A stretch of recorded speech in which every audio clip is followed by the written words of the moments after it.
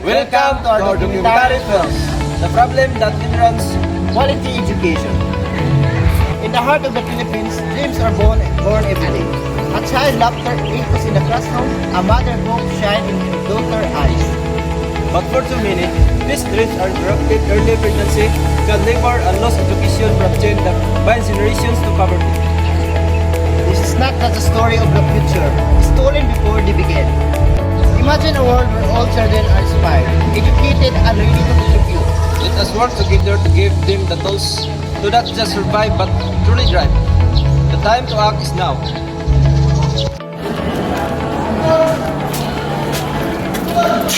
For years, a foundation called the Child Project has worked hard to solve this problem. They focus on giving children the tools they need to overcome the cycle of poverty. So ang bilang ng mga estudyanteng nagda-drop out dulot ng maagang pagbubuntis o teenage pregnancy. Ito ang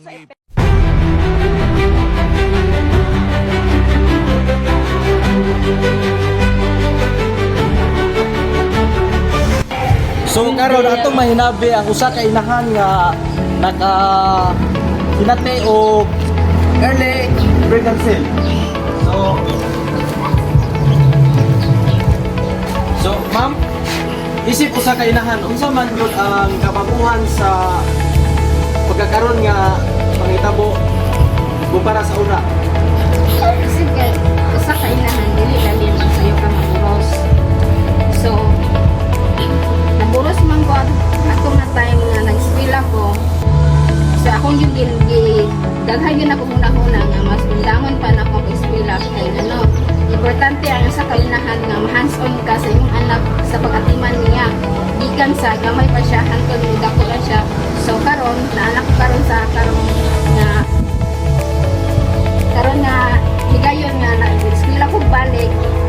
Dayon nagpasalamat ko sa gobyerno nga karon nga free tuition. So na ko'y chance nga na ko'y opportunity nga eskwela og balik. 160 million children are working instead of learning. Why? Child labor still exists because of poverty, lack of education, and weak government protections. In many developing countries, families can't afford basic needs like food and shelter. So children are forced to work just to help their families to survive. Our children are often found in dangerous jobs like farming with harmful chemicals, working in mines, or sewing clothes in sweatshops for very low wages. So, may kulay na naday ta karon sa kadapit nga natin nakitang patanon nga bata pa kayo nagtrabaho na. So ato rin pangutanon kung unsa yung mga kaagis kinabuhi. So may buntag